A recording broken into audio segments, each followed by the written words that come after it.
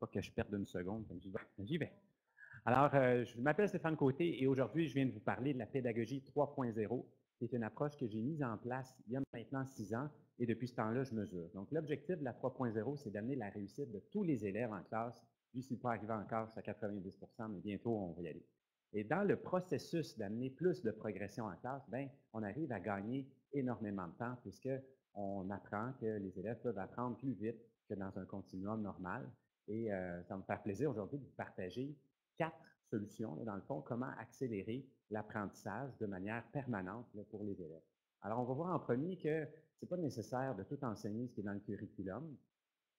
Donc, on va voir comment trier ce qui est important d'enseigner. En deuxième, on va voir qu'on peut accélérer l'apprentissage, mais que ce n'est pas suffisant. Il faut réussir à engager l'élève avec la réussite. Puis, je vais terminer avec un petit prolongement sur le développement professionnel. Alors, sans plus tarder, on y va avec la première erreur, je crois que nous, comme enseignants, on fait, c'est enseigner en 3 temps. C'est-à-dire, on commence en enseignant une notion. Là, vous allez me dire comment en autrement, je vais vous dire après. Suite à l'enseignement, suit différentes tâches. Si on ne s'en sort pas, on ne peut pas changer, je n'ai pas réussi à changer ça encore. Puis loin dans le continuum, arrive l'évaluation sur laquelle l'élève n'a pas de chance de sortir. Alors, le continuum 3.0, c'est commencer en pré-testant les élèves sur ce que je m'apprête à enseigner. Va ensuite suivre un enseignement très rigoureux des éléments qui sont nécessaires que j'enseigne et par la suite, on a des tâches. Encore là, on ne s'en sort pas avec les exercices. C'est juste que suivant ces tâches-là, les étudiants vont être amenés à vivre des évaluations formatives, c'est-à-dire qu'ils vont vérifier ce qu'ils savent et ce qu'il leur reste à apprendre.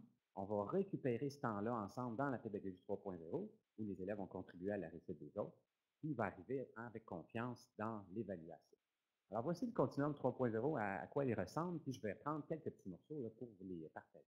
Le pré-test. En quoi c'est innovateur, le pré-test? C'est que vous devez tester vos élèves sur les notions que vous allez enseigner. Et ce faisant, vous allez réaliser que certaines notions, avant que vous les enseigniez, qui sont déjà sues ou plus sues, alors qu'il y en a d'autres sur lesquelles on doit mettre notre emphase. Et là, il faut être vraiment efficace quand on va venir le temps d'enseigner les notions qui sont moins sues à l'avance. Donc, l'enseignement explicite, je l'ai bonifié en 3.0. Il y a une modélisation comme à l'habitude. Par la suite, il y a l'explication du simple au complexe qu'on va vraiment décortiquer, puis une pratique guidée. Donc, en 12 à 15 minutes, je suis capable d'enseigner n'importe quoi dans la classe. Et on va voir comment le simple au complexe, comment arriver à rajouter ça dans l'enseignement explicite, en fait. Vous allez avoir une image de mon tableau lors d'une explication bien normale qui est à côté du TMI, où je décortique les éléments avec un code de couleur. Donc, chaque élève réussit à se situer son erreur et moi, ça m'aide dans mes rétroactions. Donc, éviter que l'élève apprenne les fausses manières de fonctionner avant de démarrer. Et puis, pour y arriver, j'ai des gardiens du savoir dans ma classe. Donc, le pré-test me permet de trouver qui c'est la notion avant d'enseigner. On avait dit pas mettre de graphique dans la présentation, je m'en excuse. Alors, ces élèves-là, je les récupère par la suite, puis on est une armée de gardiens du savoir dans la classe qui empêche les élèves d'apprendre des fausses conceptions. Et là, c'est là où le temps s'accélère. Il faut aussi enlever de nos pratiques les effets nocifs. Et à ce sujet, il y a les devoirs, que je ne parlerai pas longtemps.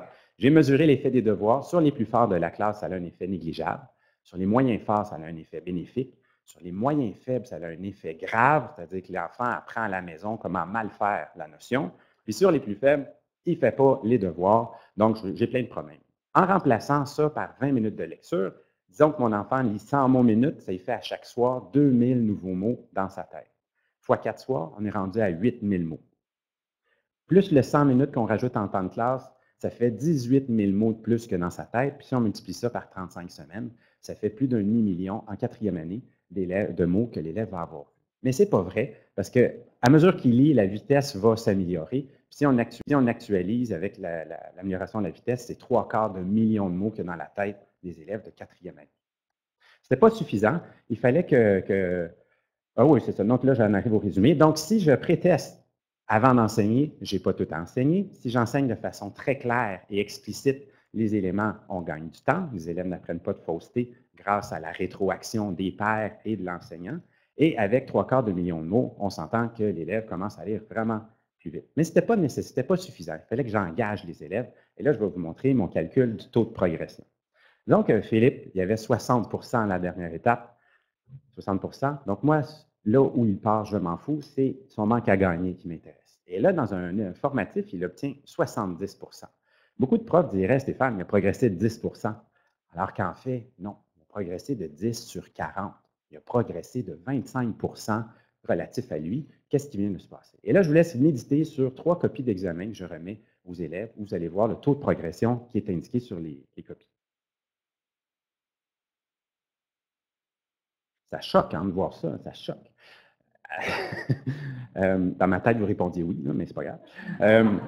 Alors, il faut rappeler constamment aux élèves les progressions qu'ils ont eues. Donc, les notes sont en médaille, les multiplications sont en bouclier, les résultats sont en ceinture de compétences. Et l'enseignant, quand il s'assoit à son pupitre, il a tout le temps sur son pupitre les dernières progressions qu'il a vécues. Donc, il s'engage plus. Ce que la 3.0 m'a enseigné en bout de ligne, même si c'est moi qui l'ai développé, c'est, trouve l'expertise que tu as dans ta classe, dans ton équipe. Ensuite, communique-leur clairement l'expertise qu'ils ont, puis essaie de réseauter ça d'une manière qui va entraider tout le monde. Puis en faisant ça, bien, on gagne du temps, puis ça soulage notre tâche comme enseignant. C'est fou ce qui se produit avec le temps. Si on fait ce prolongement-là au niveau du développement professionnel, j'arrive maintenant avec des notes à détecter, dans le fond, la normalité des fluctuations des élèves. Et après, quand je regarde les résultats qui se passent dans une classe, on arrive à voir que certains enseignants dépassent la normalité de ce groupe-là. Et si on arrivait à réseauter cette expertise-là, dans le fond, basée sur des mesures qui sont prises à même les bulletins, bien, on arriverait à réseauter et à amplifier encore plus l'expertise qui est déjà dans nos classes. Puis, il ne faut pas quand même pas se stresser. On va tous finir à la même place à la fin de notre vie. Alors, pendant le processus, aussi bien avoir du plaisir. Puis pour moi, le plaisir, c'est de vérifier la progression de tout le monde. Mesdames, Messieurs, merci.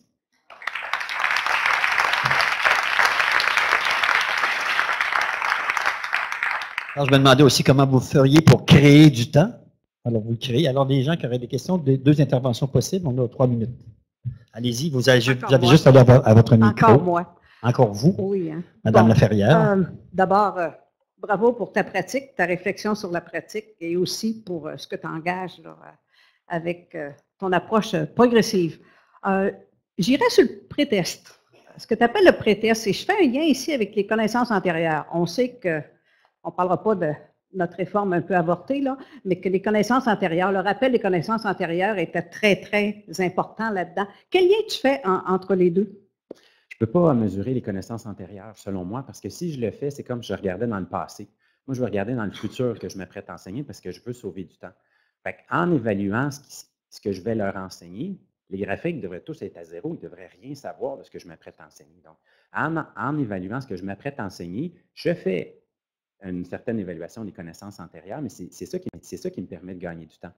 Parce que si je fais les connaissances antérieures, puis qui me dirait probablement que le chapitre 1 est déjà su par mes élèves, fait que je vais plus vite, mais peut-être que dans ma classe, peut-être que ce groupe-là aurait besoin que je passe plus de temps sur cet élément. Donc, les connaissances antérieures, pour moi, ce n'est pas celles que j'évalue, c'est celles que je vais m'apprêter à enseigner. C'est comme ça que j'ai gagné du temps. OK. De la façon dont je comprends Piaget, c'est important que l'élève construise à partir de ce qu'il sait, qu'il tire des liens entre la nouvelle information et l'information qu'il possède. D'où l'importance de faire le rappel des connaissances. Alors, c'est ça que je voulais un peu aborder avec toi. Oui, okay. Bien, je le fais comme à l'inverse. à quelqu'un d'autre. Merci. Une autre question? Monsieur, je m'interroge sur l'objectif de vouloir accélérer l'apprentissage. Quel est le bénéfice qu'on retire de vouloir accélérer l'apprentissage chez les élèves alors qu'on pourrait assurément approfondir? Je ne vois vraiment pas le bénéfice de l'accélération. Pouvez-vous m'éclairer? Bien, merci beaucoup de poser la question. En fait, en accélérant l'apprentissage, le taux de réussite augmente. Les élèves connaissent plus à fond les notions que j'enseigne parce qu'on n'a pas perdu de temps dans la gestion de classe, on n'a pas perdu de temps dans apprendre des faussetés, puis après ça, il faut que je lui désenseigne ces faussetés. C'est par ça que je veux dire accélérer l'apprentissage. Mais une fois que c'est fait, ça me laisse du temps. J'ai 2 mois de plus pour enseigner qu'une classe normale. Qu'est-ce que je fais avec ces 2 mois-là? Là, j'approfondis les compétences complexes, production écrite, résolution de problèmes. On se lance dans des projets assez extraordinaires. Mais je ne mets pas en place les projets, puis ensuite essayer d'enseigner. J'essaie que les apprentissages de base soient faits, soient assurés, soient globalisés dans ma classe. Puis, alors, c'est là où je dis accélérer. Accélérer, c'est juste pour qu'ils apprennent juste les choses justes, mais dès le départ. Voilà. Oui. Bonjour. Dans une classe idéale, oui, on peut faire ça. Mais quand on a l'intégration des élèves qui sont à des niveaux différents, comment on s'y prend? Vous répétez votre question dans le micro. Dans la classe idéale, on peut faire ça, mais dans une classe où il y a des écarts, comment est-ce qu'on fait? Comme ça, qu'est-ce qu'on fait? Comment on peut arriver à accélérer, puis aller prendre des connaissances des enfants qui l'ont déjà, puis ceux qui ne l'ont pas? Oui, ben, exactement. C'est que dans une classe normale, il y a l'enseignant pour les 25 élèves qu'il y a devant lui. Dans la mienne, j'ai moi plus les gardiens du savoir qui changent tout le temps. Chaque notion, ce n'est pas les mêmes élèves qui m'ont démontré leurs compétences avant que je l'enseigne. Donc, on est 7, 8 dans la classe qui arpentons la classe, puis les autres élèves qui sont en train d'apprendre n'ont pas le temps de faire une demi-faute, il y a déjà quelqu'un qui passe et qui leur dit « Oups, ici, il faudrait que tu te replaces. Okay. » Donc, moi, dans le fond… Sont... Oui. Puis la progression, c'est je t'accepte comme tu es. Si tu rentres dans la classe et tu as 40 tu as autant ta place que celui qui a 90. Mais vu que tout est axé sur la progression, cet élève-là, si je le laisse en fin d'année à 65 bien, moi, j'ai fait un excellent travail. Donc, je ne les amène pas tous à 100, mais je les prends là où ils sont, puis on va utiliser ça. Parce qu'un fort a besoin d'un faible pour verbaliser. Et par faible, je n'entends pas un élève, j'entends une notion qui n'est pas apprise par certains élèves. Il a besoin d'une personne pour expliciter ce qui, lui, est pas intellectualisé, mais inconscient. Donc, les élèves, en voyant cette contribution-là, c'est plus je vais aller aider quelqu'un, ça va y faire du bien, c'est j'ai besoin de quelqu'un à aider, j'ai besoin moi aussi de m'améliorer, puis c'est cette espèce d'euphorie-là qui se passe. Voilà. Merci beaucoup. Maintenant, nous accueillons, je vous remercie.